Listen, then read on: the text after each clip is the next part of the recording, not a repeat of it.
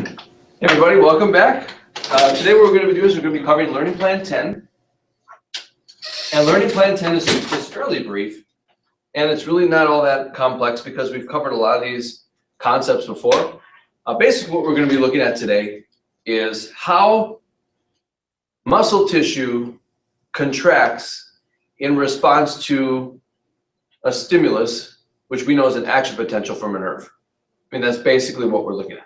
So we're gonna look at how a nerve causes a muscle to contract, or how an action potential of a nerve causes muscle contraction, however you want to look at it. Oh, come on.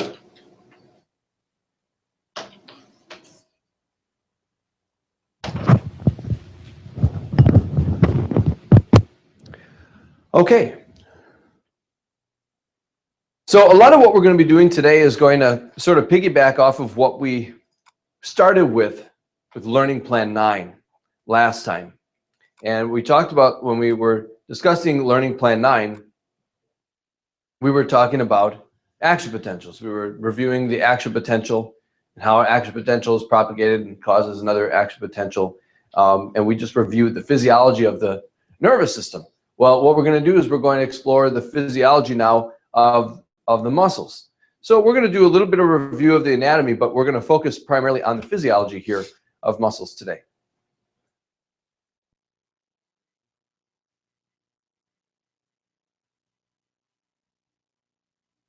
So just a brief review of the anatomy, so we know what we're looking at. We're looking at skeletal muscle today. We're going to look at how skeletal muscles respond to the action potential of a nerve. And so if you recall, a skeletal muscle is made up of muscle fibers, which are also called muscle cells, and we're going to look at the anatomy of the muscle fiber or the muscle cell.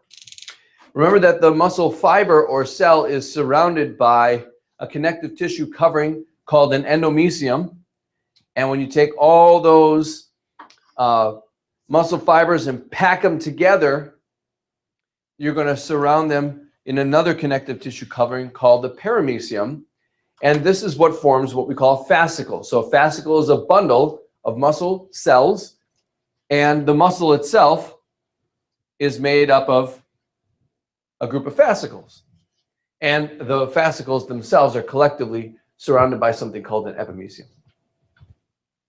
which then is indirectly connected to the tendon. You may recall that skeletal muscle cells are long and cylindrical, and they're striated. So when you look at a picture of skeletal muscle tissue, you see something that looks like window blinds. If you turn them 90 degrees, you see the dark and light. You see the alternate light and dark. What would I say? Striations. There's the word. And if you look at the skeletal muscle cells, you'll see that we essentially break down the muscle. Well, let's go back to here. All right, so we've got the skeletal muscle itself, the striations, and we can see that the skeletal muscle, or the muscle cell, is made up of these small rods within it called myofibrils. And if we zoom into the myofibril, this is where we are. And if we look at this picture, what we see on the myofibril is, again, that dark and light striated appearance. And the dark striations, or the dark areas of the myofibril, come from the thick filaments, which are made mostly of myosin. And so where we see the thick filaments present, that's where we see a more dark appearance. That's the dark part of the striation. You go dark, light, dark, light, dark, light. Where we see an absence of the thick filaments here, this is where we see only thin filaments. And thin filaments are made up of primarily actin, but we're going to see today that there are other components, other proteins besides actin that are part of the thin filament. Now, if you recall, right in the middle of the light band, we have this zigzagging appearing type of structure here called the Z disc. And if we look at the area between Z discs, that's what we call a sarcomere.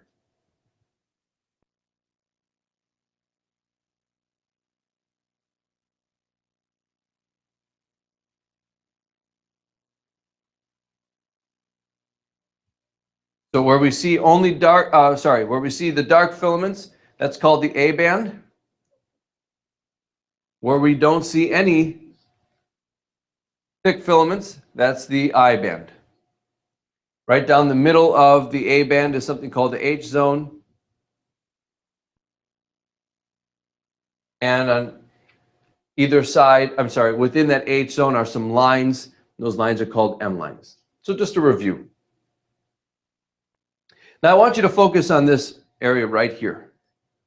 You see that we have the thin filaments, and the blue color is, well, what they're showing you is kind of like, and we'll see a better look at this, it looks kind of like a string of beads that are twisted. Okay, we're going to see that this is not all that's there, but the blue beads, the blue colored beads in this rendering are representing actin, that major component of the thin filament. And then you see we have the thick filament, which is made up of mostly myosin. And you can see here that there's an area where the thick and thin filaments overlap each other. You see that here? This is called the zone of overlap.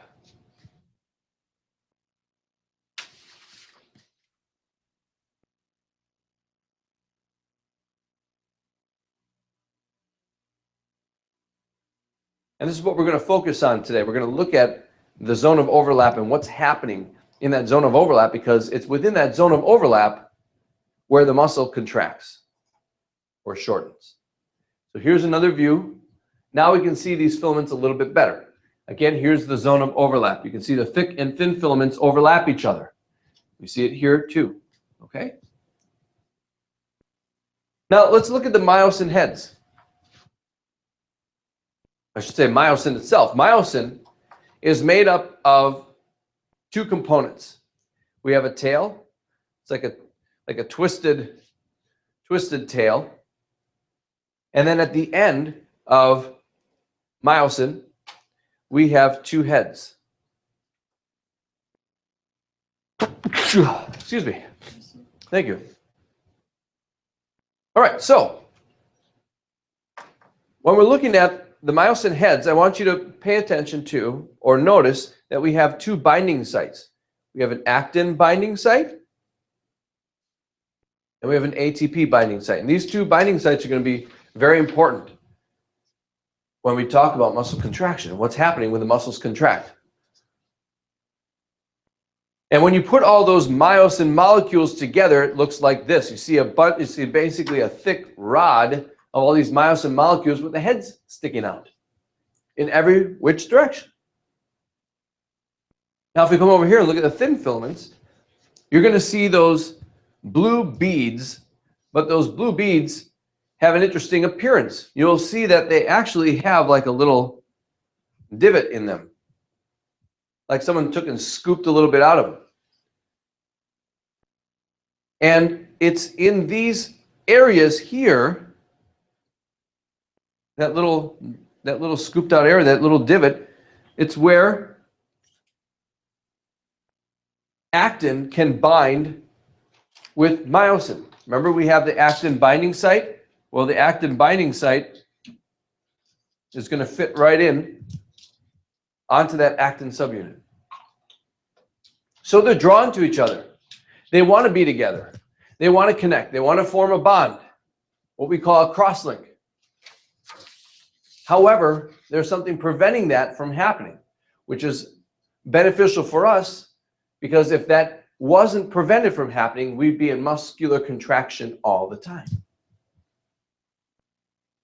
So when our muscles are relaxed, what you'll see is this.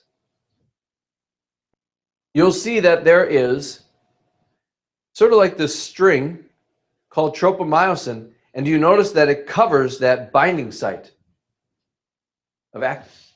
You see that? It's covering up the hole.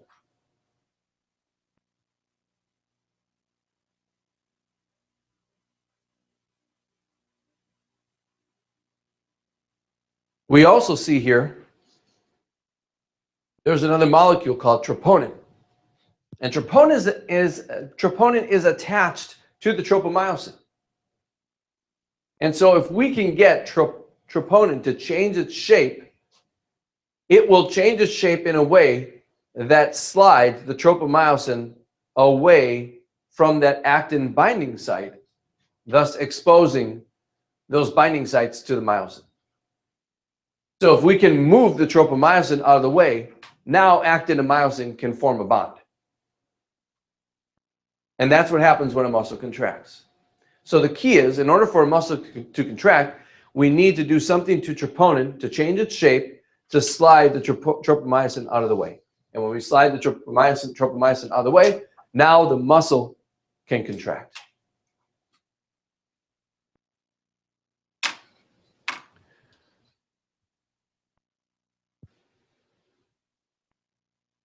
All right, so your first term for today is the term bridge, because we're going to talk about the cross-bridge cycle.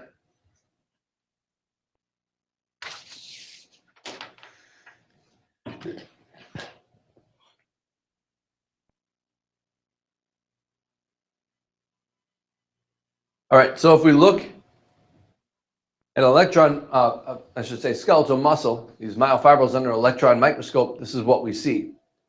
Now, I think the further you are from this picture, the easier it is to make out what we see here. But basically, these are the thick filaments right here. So so between my red lines, you have a thick filament. And then it's hard to see, but you can actually see the little myosin heads extending. You can kind of use your imagination a little bit. You can kind of see them here.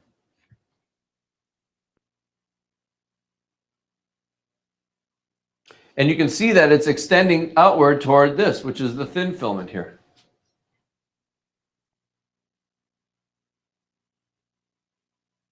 So it's interesting they can capture this and see this. But that's where we're going to be focusing in a little bit.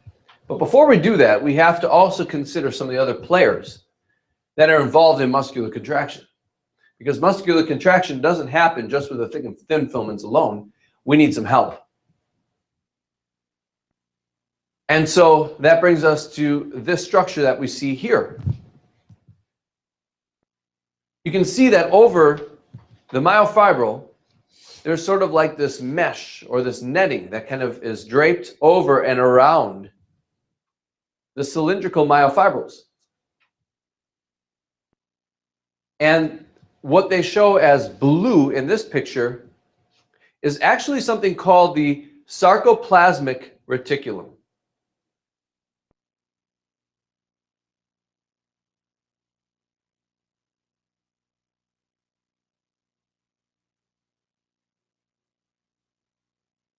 Sarcoplasmic reticulum, or the SR, which they have shown here.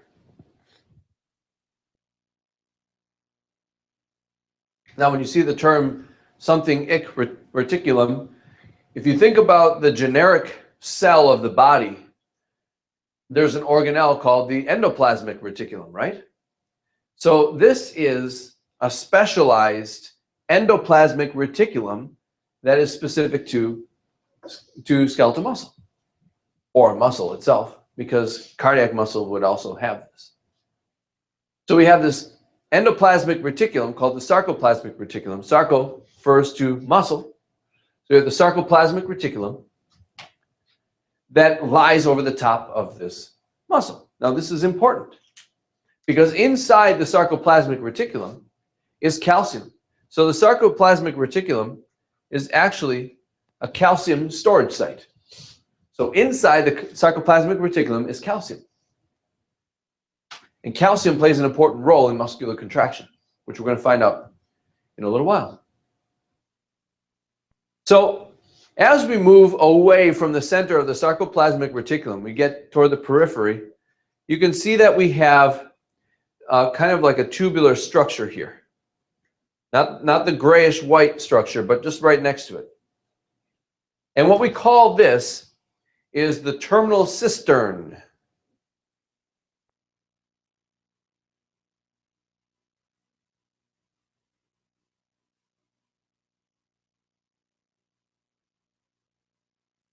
And this is a specialized area of the sarcoplasmic reticulum that's going to have an important function, which we'll see in a little bit, but we're not that far yet. You'll see that you have terminal cisterna that come where the sarcoplasmic reticulum try to meet up, they try to butt up against each other. They kind of sandwich between themselves another structure here, which you see shown in like a whitish color. And that structure is called the T tubule.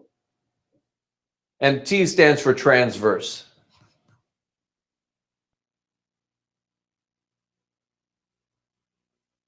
The transverse tubule.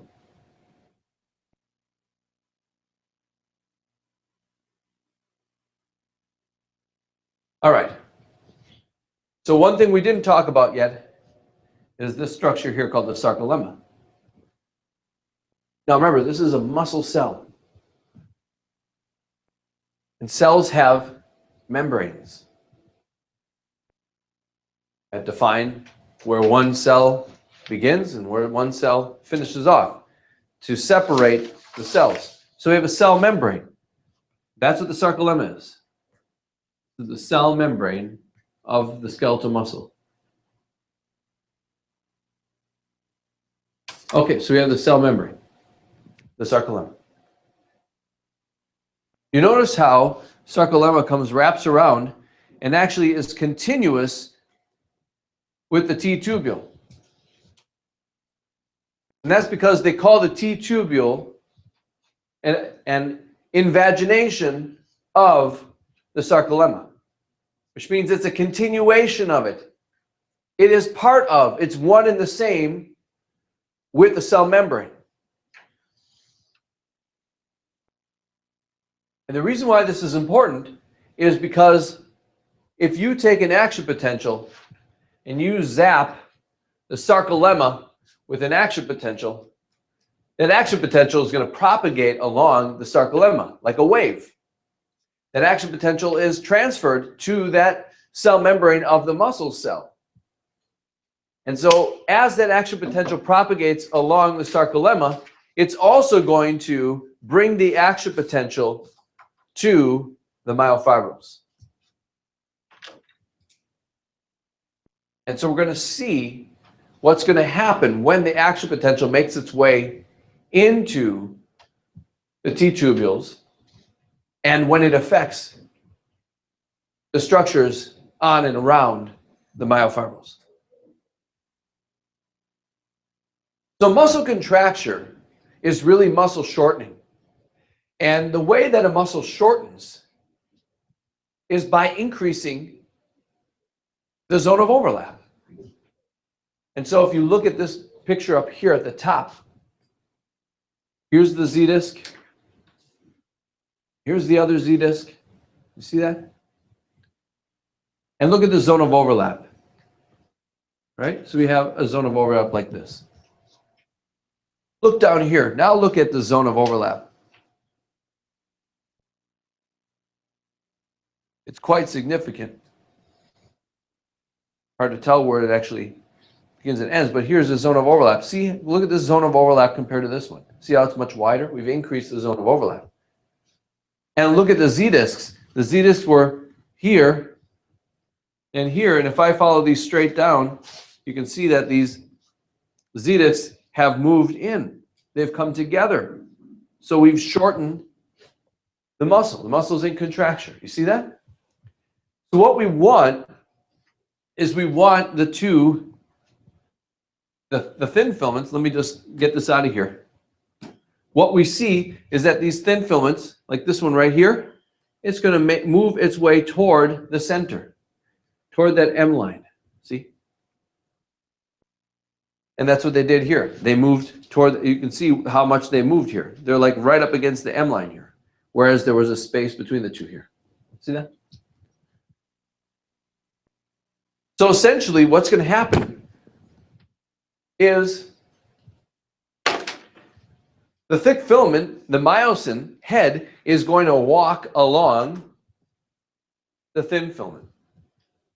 So I'll kind of describe this for you. But if you look on, if you go to Blackboard and you look at some of the videos I provided for you on Blackboard, you'll see a great animation that shows this. All right, so essentially what we see here is, pretend my two fingers here are the myosin heads, okay? So we have the myosin tail, which is my arm, and then we've got the myosin heads, okay? And the myosin heads, what they're going to do is they're going to basically extend or flex, okay? And as they do that, see how it looks like it's walking? My fingers are walking, okay?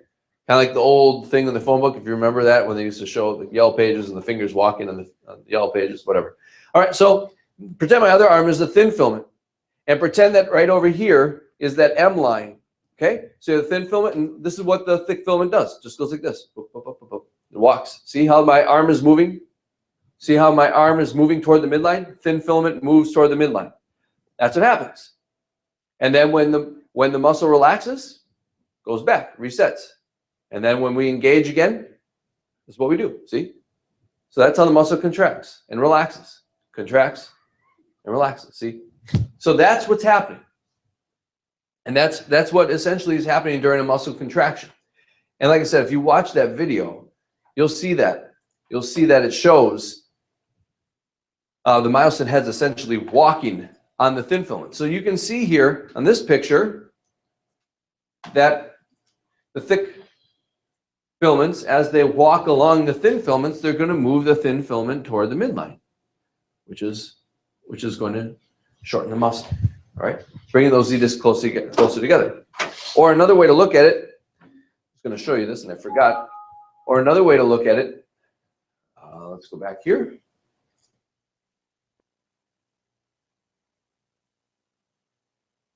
Pretend that this thumb is a Z disc, this thumb is a Z disc. Thick and thin filaments. Not much overlap in my fingers. Okay? But as the zone of overlap, as my fingers overlap more and more and more, see how my fingers are being brought closer together? My thumbs move closer together. See? So as I increase the zone of overlap, it shortens. Relax, contract. Relax, contract. And see how my thumbs move in and out? Closer and further from each other. That's how a muscle contracts, by increasing the zone of overlap and then relaxing, and increasing the zone of overlap and relaxing. That's how muscles contract.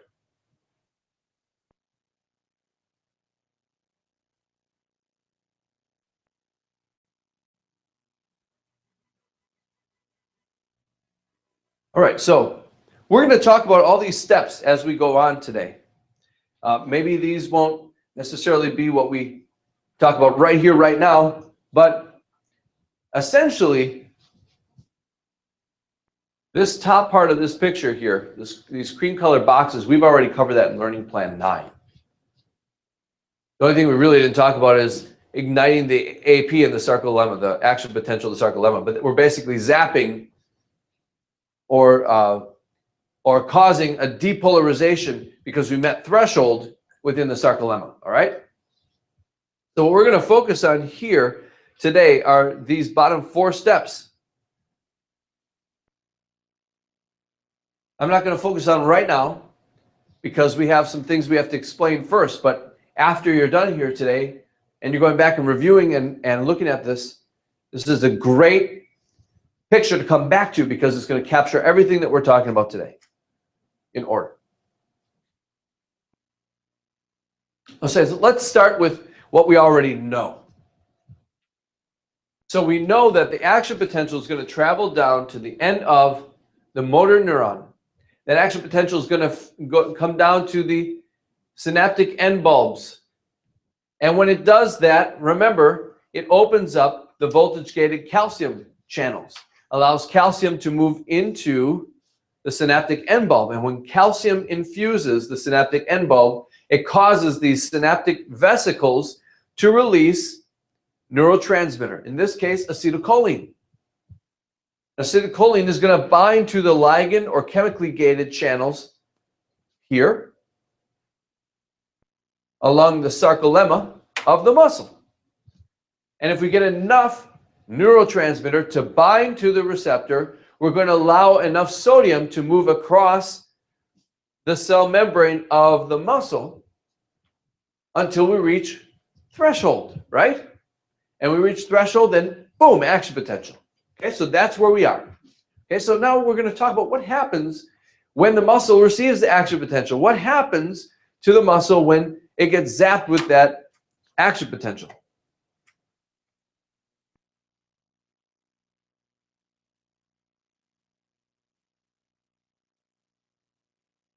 Okay, we know all this. Second term is action. I'm sorry. Second term is potential. So all we have to do now is put together the pieces of the puzzle with the muscle.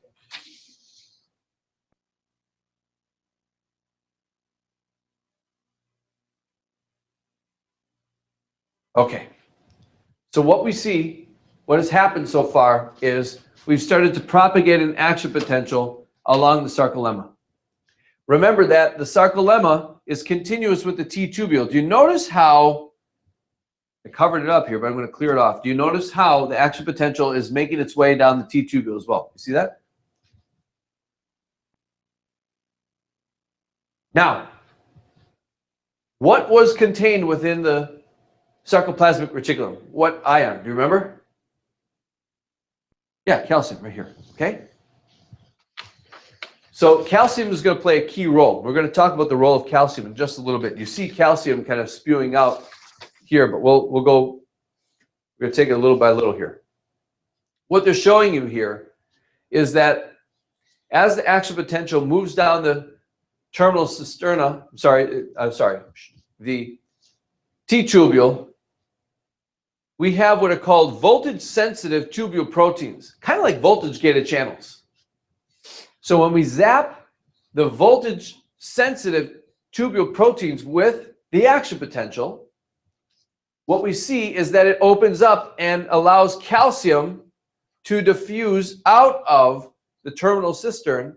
And you see how calcium just kind of just spews out all over the myofibril? Do you see that? So calcium is just going to be infusing the surface of the myofibril. And this is very important.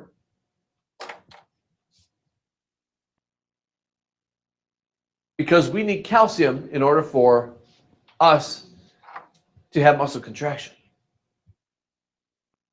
Remember that I said in the thin filament we have actin, and then we have tropomyosin, which blocks the binding site in actin, and we have troponin. Something needs to, and I said something needs to change the shape of troponin to move the tropomyosin out of the way, right? Well, guess what changes the shape of troponin? Calcium. So calcium binds to troponin. It's going to change the shape of troponin. And you see now how these myosin binding sites are, the myosin binding sites and active, you see how they're all open now? They're all exposed. This is prime. Now, if the conditions are right, now we can have muscular contraction because we're forming the cross bridge between actin and myosin. Okay, but this isn't everything yet. But we know that one of the keys here is that we need calcium. So when we hit when we zap the cell membrane with the action potential, and that action potential propagates along the sarcolemma down the T-tubules, it's going to open up those voltage-sensitive tubule proteins to allow calcium to spew out all over the myofibril. And now calcium can bind with troponin to move the tropomyosin out of the way to set the stage for the cross bridge to form between actin and myosin. But we also need something else. And do you remember when I showed you myosin earlier, that I showed you that there was an actin binding site on myosin, but there was also an ATP binding site.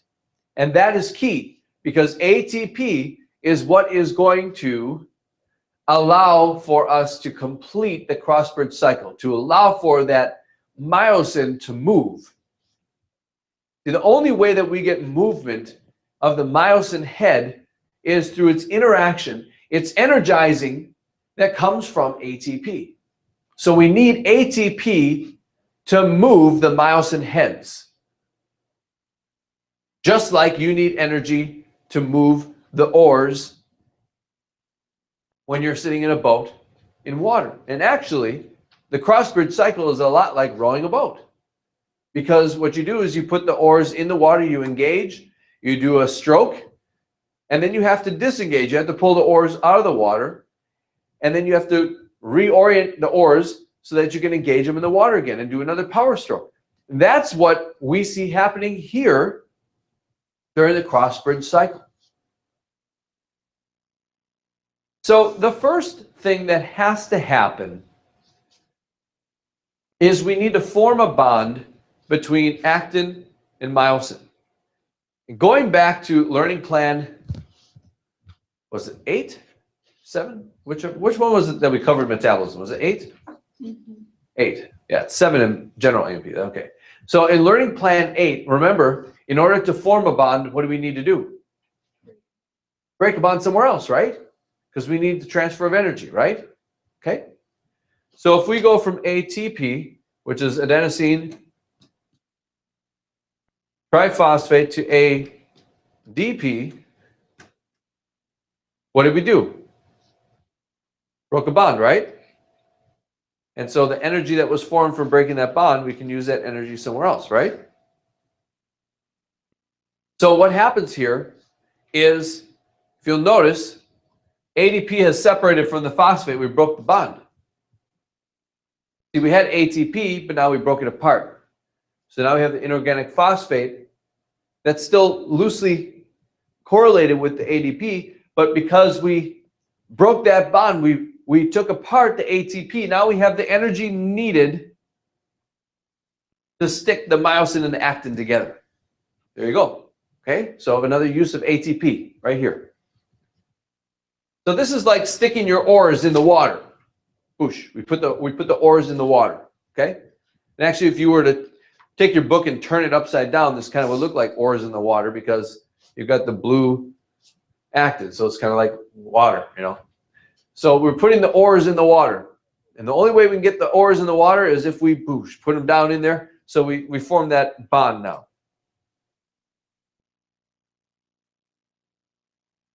So when we have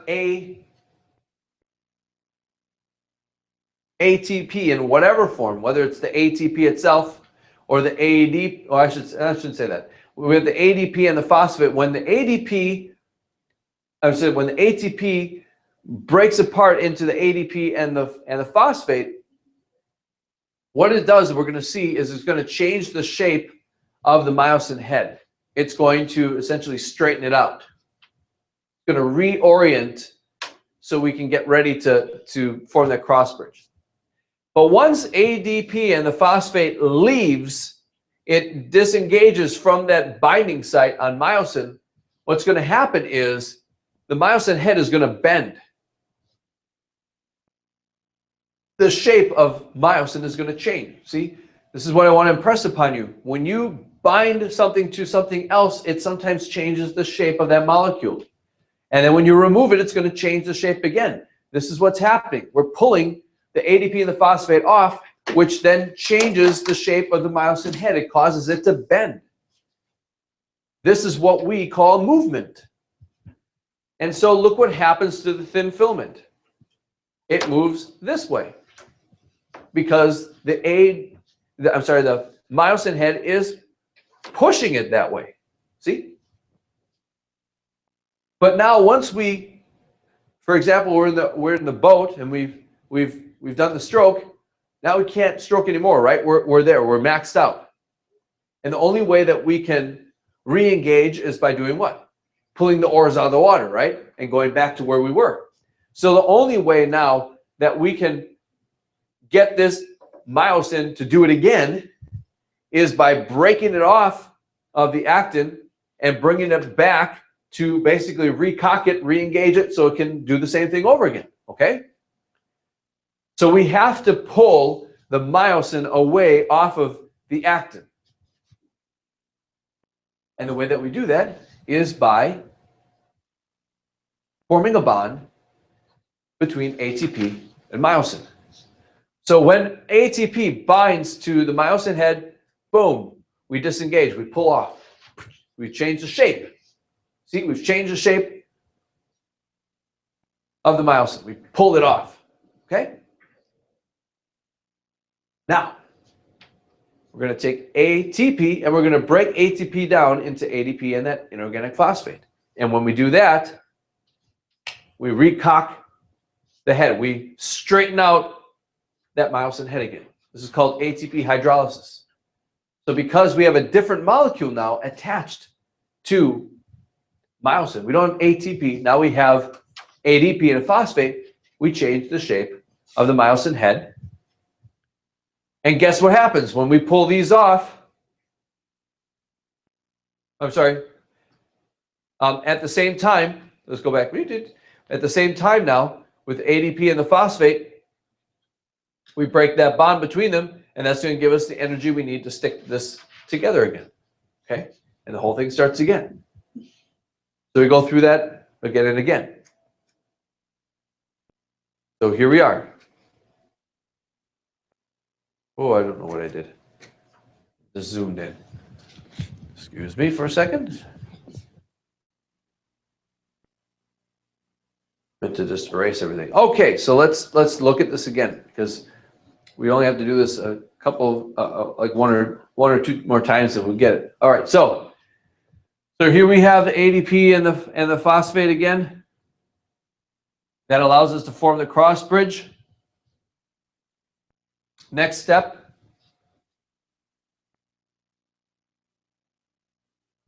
The ADP and the phosphate leave, thus causing the myosin head to change its shape, to bend. That's the power stroke.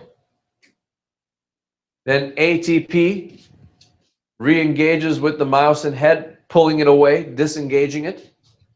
And then when it hydrolyzes, it recocks the head of the myosin and binds it back to the actin. All right, so that's what's happening. Notice what it says down here. The cycle will continue as long as ATP is available and calcium is bound to troponin. So as long as we have an action potential, then calcium will be released, which is available to bind to troponin. And as long as we have ATP available, we can keep disengaging the actin from the myosin.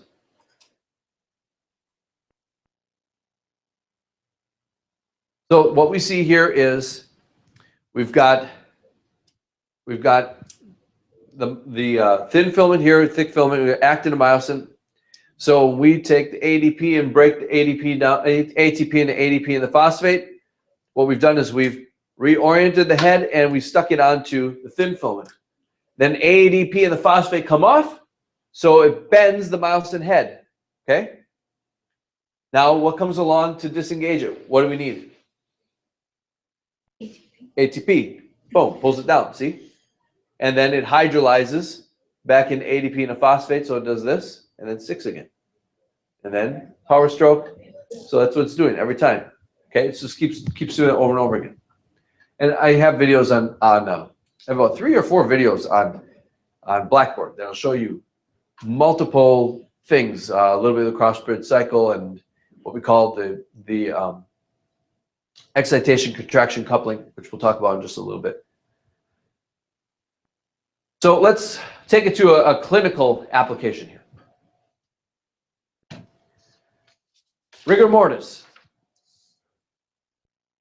So do you know what rigor mortis is?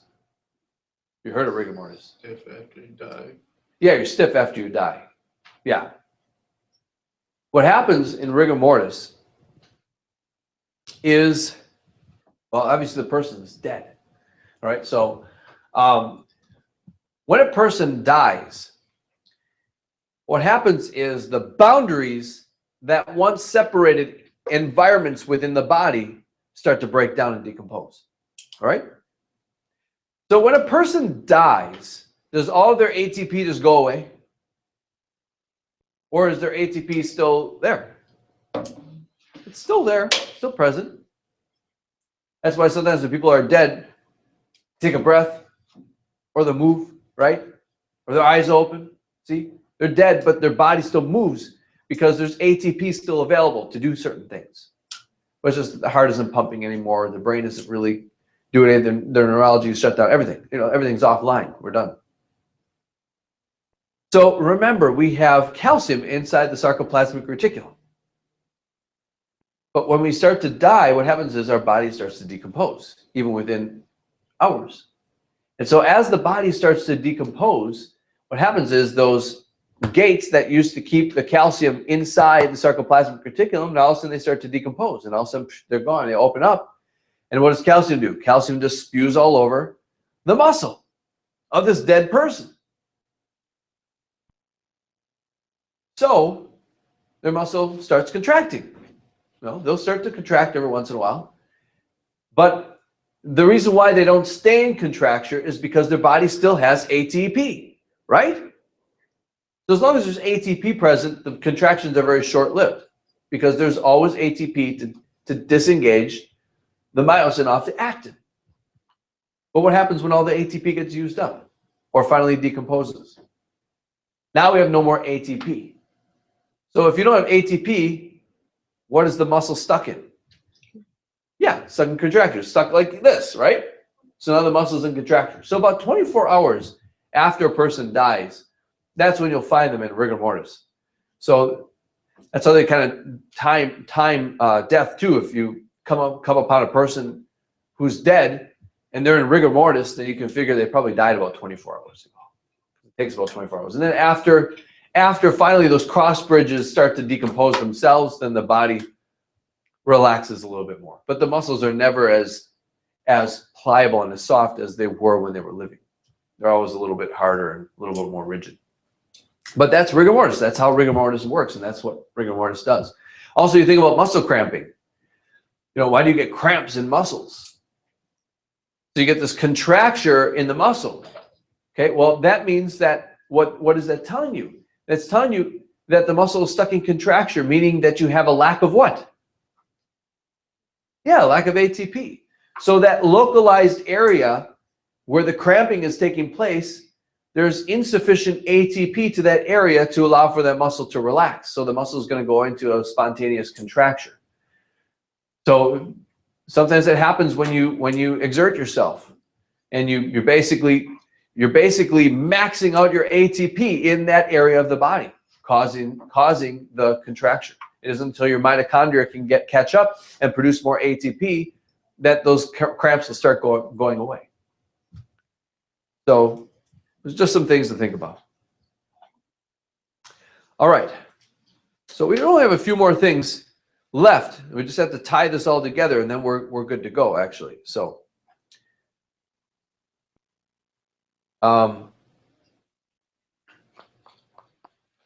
let's go back to this picture now, because this is going to make a lot more sense. All right. So down here,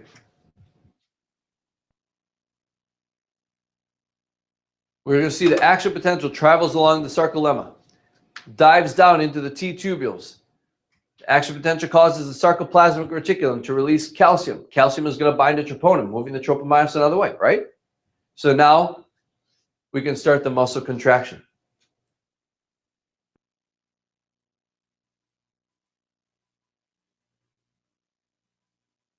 All right. Just going back to where we were here. All right, so if we get enough neurotransmitter to bind to the ligand-gated channels here on the sarcolemma, we get enough sodium to pass through to cause a change in the membrane potential, which causes an action potential, this wave of depolarization. Now we get these voltage-gated channels to open, just like we saw in the nerve. Voltage-gated channels open, causing a rapid depolarization, right? Until we reach about plus 30. Then the sodium channels close, potassium channels open.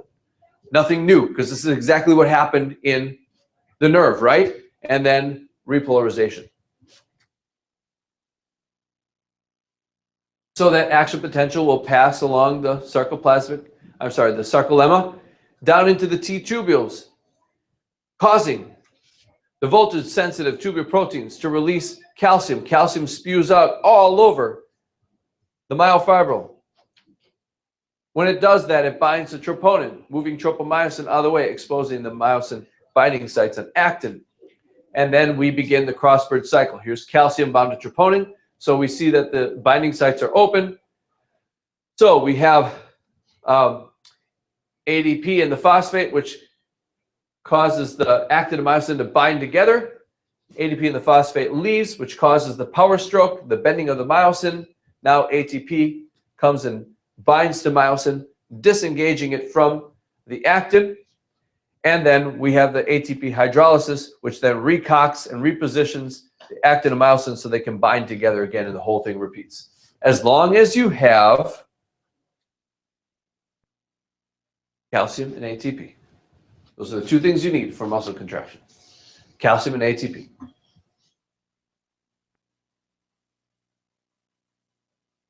What questions do you have on that? We're good? All right, so the only other thing we need to talk about is how muscles basically how muscles are fueled. You know, what fuels the muscle? What gives the muscle ATP? Okay, because we know we need calcium and we need ATP. And so your body, your muscles are going to utilize ATP that comes from different sources depending on the type of activity, but really depending on the length of the activity.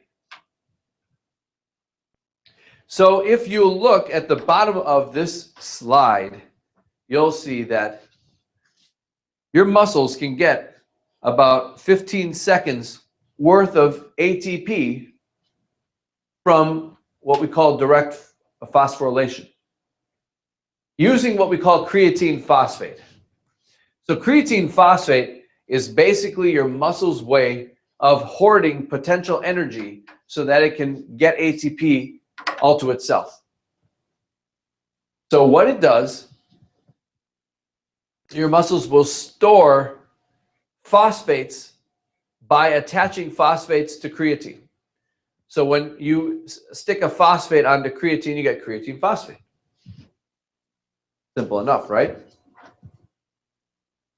So when your body needs ATP, or your muscle needs ATP for that short burst, what it'll do is it will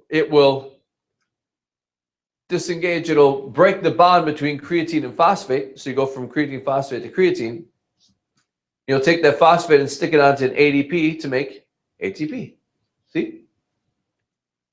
There you are.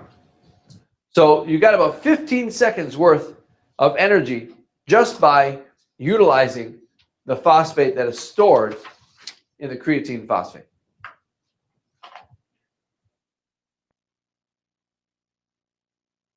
This is what we would call an anaerobic type of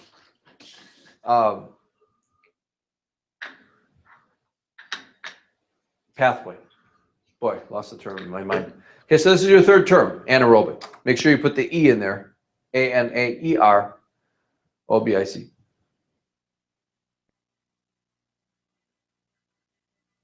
Aerobic means that there's oxygen, aeration.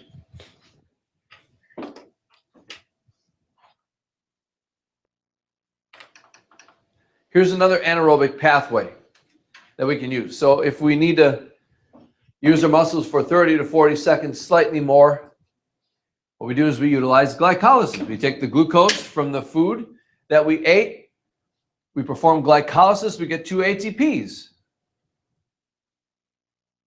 If your friend asks you to go and move, help them move, and you're carrying a lot of heavy objects, walking up and down stairs maybe, doing a lot of things that you're really not used to doing, you get pretty sore the next day or the day after, right? And that's because your body is not accustomed to doing that type of activity. So your muscles don't have the buildup of the mitochondria that comes over repetitive, frequent use of those muscles. Your muscles will build more mitochondria in response to the stress that's placed upon them and the demands for energy. But because you're not used to doing that kind of work, your body is creating the ATP, but it's doing it through glycolysis. But because your muscles aren't used to that, they don't have good facilities for oxygenating the area. So your muscles, while they're doing this strenuous activity, they're deprived of oxygen. And so when you don't have oxygen, you cannot convert convert the pyruvic acid into acetyl coenzyme A, which takes you in the Krebs cycle. With the lack of oxygen, pyruvic acid gets converted into lactic acid, and that gets released in the blood and in the skeletal muscle tissue. And then that's an irritant. And then that's why your muscles are sore and hurts to move. So if we get beyond that minute or so, 30, 40 seconds beyond that, we're going to rely more and more and more and more on the aerobic pathway. And you know the aerobic pathway. We need oxygen. We can convert that pyruvic acid to acetyl coenzyme A, and then we can go into the Krebs cycle and the electron transport chain and produce lots and lots of ATP. Or we can take the fatty acids or amino acids and convert that into ATP as well.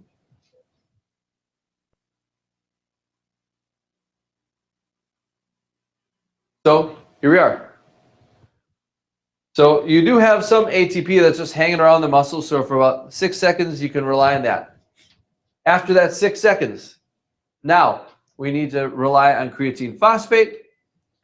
After the creatine phosphate is used up, now we start using glycolysis.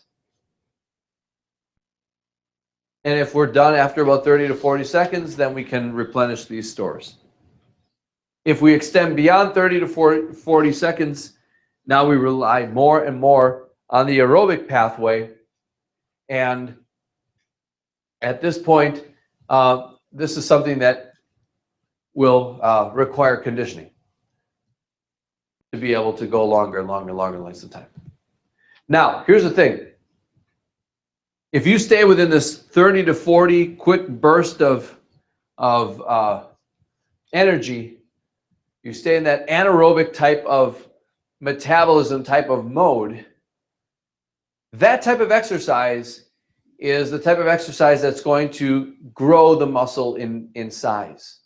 So if someone's looking to add bulk, they want bigger muscles, you'll notice that they do a certain number of repetitions, but it usually is within a minute's time. So they'll do several reps, and then they stop, and then they rest. Then after some time passes, then they do another set of reps. Then they stop. What they're doing is they're staying in this window here. They're staying within this window. That's how you build muscle size. But people who want lean muscles and they want endurance, then they will engage in more of a long-term endurance type of exercise. So if you're using your muscles beyond that 30 or 40 seconds, if you're using muscles for several minutes without any rest in between, you're using the aerobic pathways, and now you're going to be building endurance, not bulk. And that is it. That's all we have to talk about. It's short, right?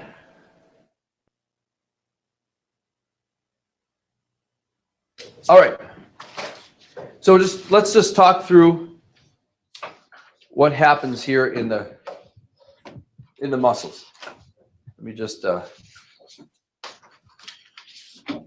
grab the back of this piece of paper. This will work.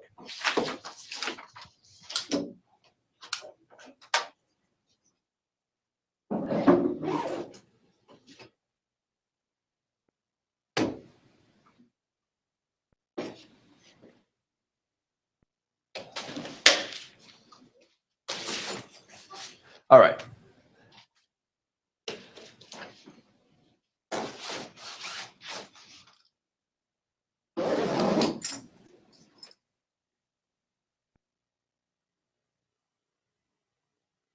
Figured out how to make it so it reads. For us watching this, for people who are watching the video, it doesn't matter because they see the same thing anyway. But for us here in the room, it would always show up backwards. So I figured out a way to make it so it's not backwards on the right. Okay, so let's start with the action potential. Let's start with the action potential that is occurring in the nerve. Okay, so we have an action potential in the nerve, and it will propagate down into the axon terminal.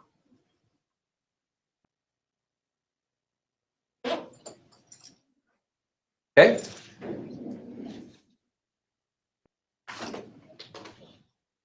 All right. So it gets to the axon terminal. What's going to happen?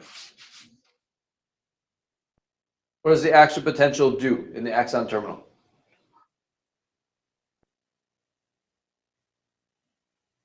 There's a voltage-gated what channel in the axon terminal?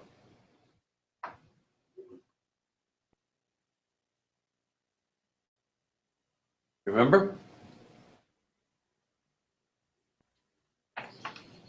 Calcium. Yep. Voltage-gated calcium channel. That opens.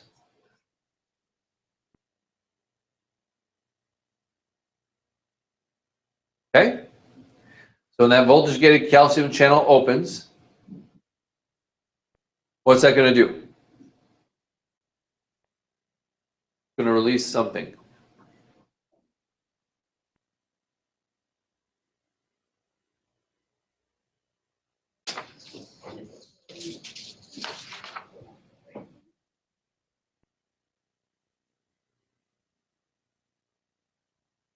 In the synaptic vesicles. What's in the synaptic vesicles? Calcium. Not calcium.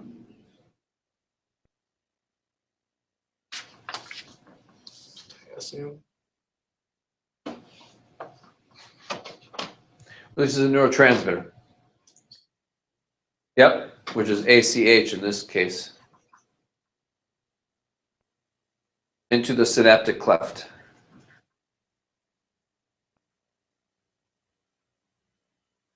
Okay? So then the ACH is going to bind to what? That sounds like it. The receptor, right? On the ligand gated channel.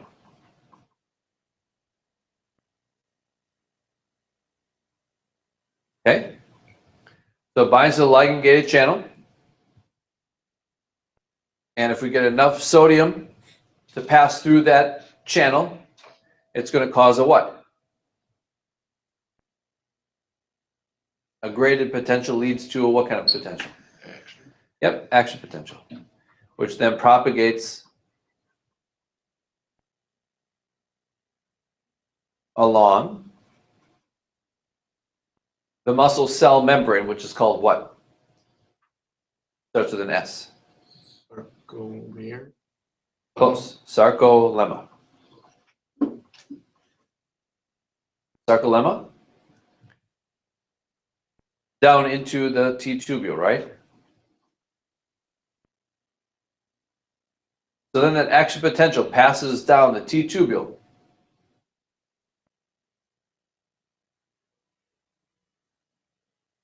And what's that action potential going to do then?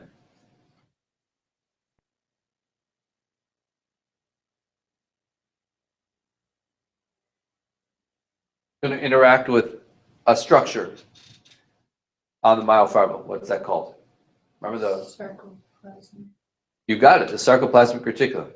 So we have the sarcoplasmic reticulum.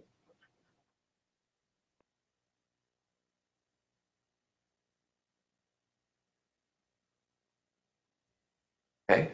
It's going to release what? Yep. Releases calcium. Calcium is going to bind to what?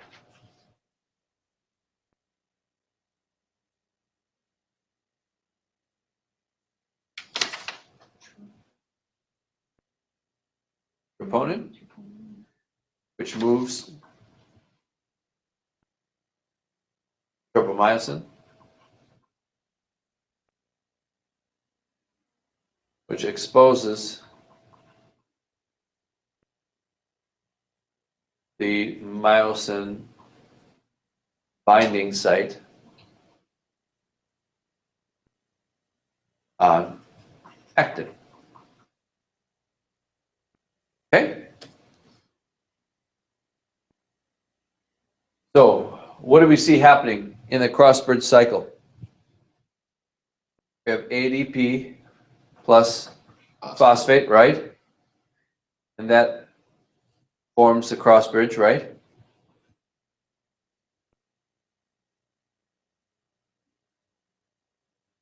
Okay? And then what's the next step? Yep. ADP plus the phosphate leaves. We call that what?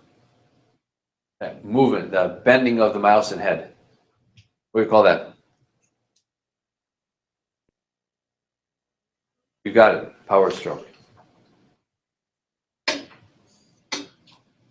Okay, then what happens next?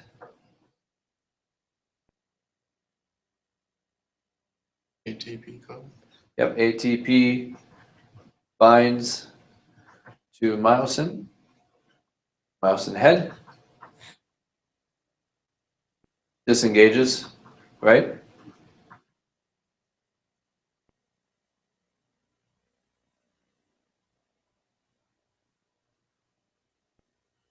The cross bridge. And then finally, the ATP hydrolyzes, right?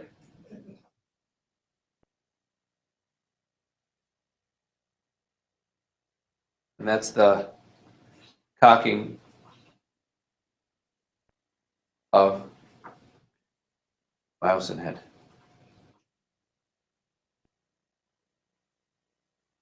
There you go. And so the muscle will contract until you run out of what? I mean, what two things do you need in order for a muscle to contract? Calcium and ATP, yes. You need those two things. All right, nicely done. Last couple. ATP hydrolysis leads to cocking of the myosin head. Actually, recocking, I should say.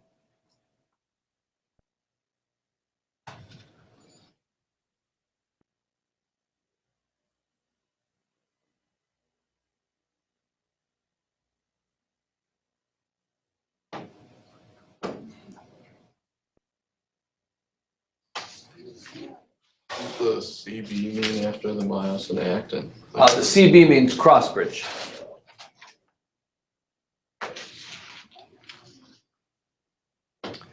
All right, so that should be it. What questions do you have? Good to go? All right.